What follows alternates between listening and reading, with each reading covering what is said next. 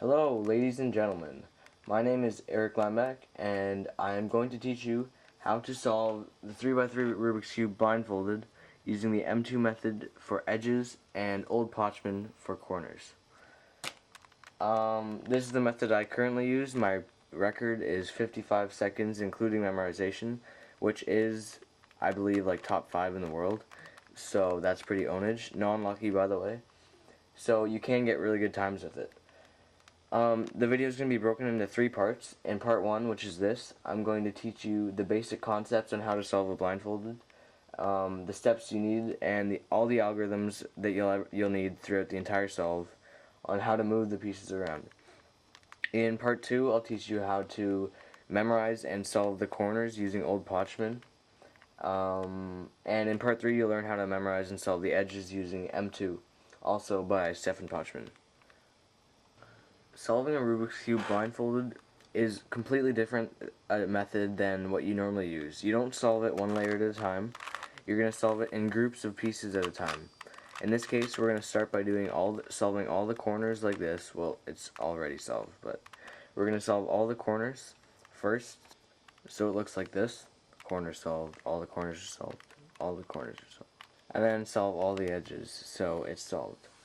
Now, in order to solve the pieces, we're going to be using, apart from the algorithms themselves, we're going to be using moves called setup moves.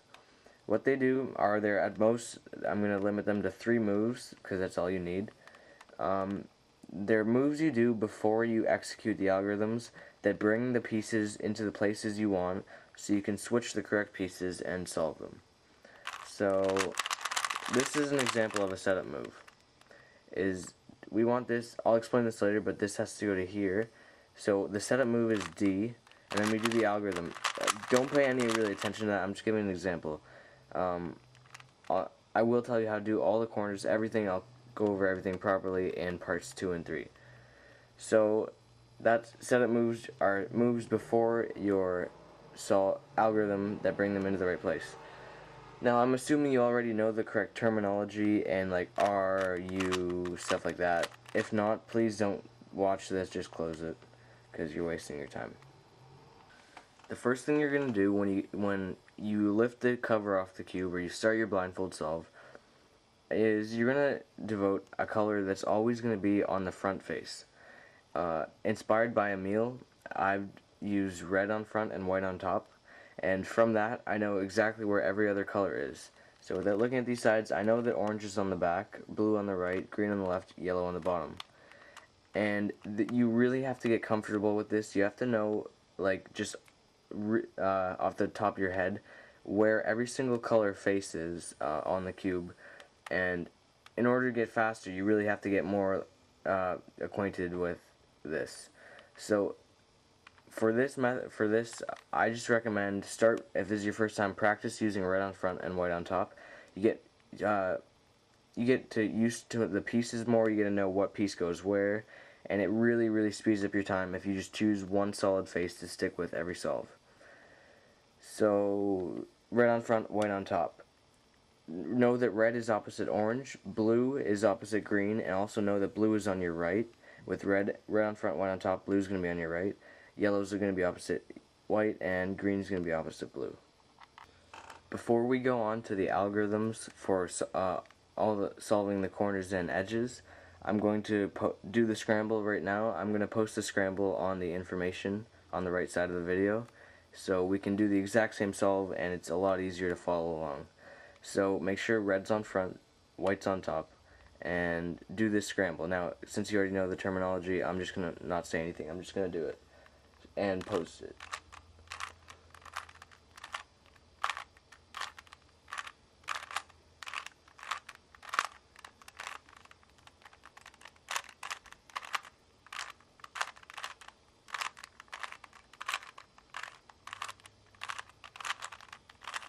So that's the scramble we're going to be using for this tutorial. If you missed it or you don't understand terminology, just rewind and watch me do it. Okay, algorithm time.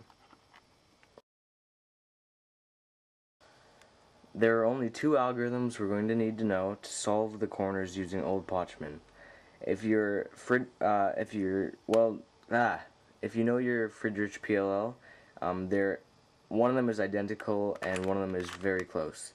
The first algorithm we're going to need to learn is called the Perm, and it looks like this. This is the Perm.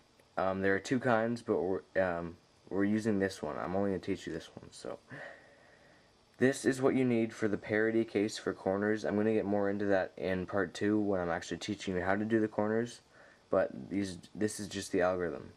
So what we're going to do is as follows: R U2, R prime U2, R B prime, R prime U prime, RU, RB, R2U. Now, I'll get into that later. So, one more time. Wait.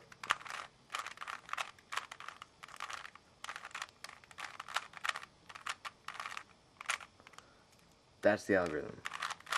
Now, algorithm number 2. Once again, this should be no problem to memorize if you already know your PLL from the Friedrich method. The second algorithm is the Friedrich Y Perm. Well, I can't say Friedrich. It's the Y Perm, which looks like this, without the F and the F prime. So the normal algorithm is this: F, and then whatever, and then F prime. The algorithm we're going to use is the same thing, but without that F and F prime. So it's R U prime, R prime U prime, R U R prime F prime, R U R prime U prime, R prime F R. Okay, so that switches this and this, as well as these two edges. But once again, I'll review this and I'll go over it and explain what it really does in part 2, corners method. So those are the two algorithms we're going to use for corners: R Perm and let's call it the Y Perm.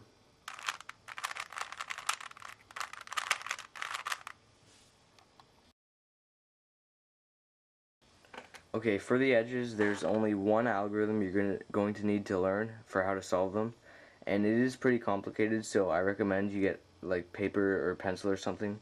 Pause the video right now, because you might want to write it down just to memorize it yourself. So here it is.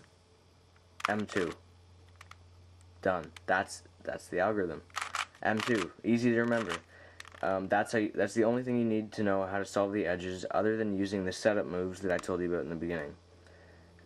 There are 4 special cases where you actually do need to know algorithms for the edges, but I figure I'll tell you those in the edge part 3, because it's easier to explain once you already know the concepts of moving the edges. It would confuse you now. So to start, all you need to know is M2 for the edges. So review those algorithms, and once you're ready, go over to part 2, and I'll teach you how to apply those algorithms and solve the corners.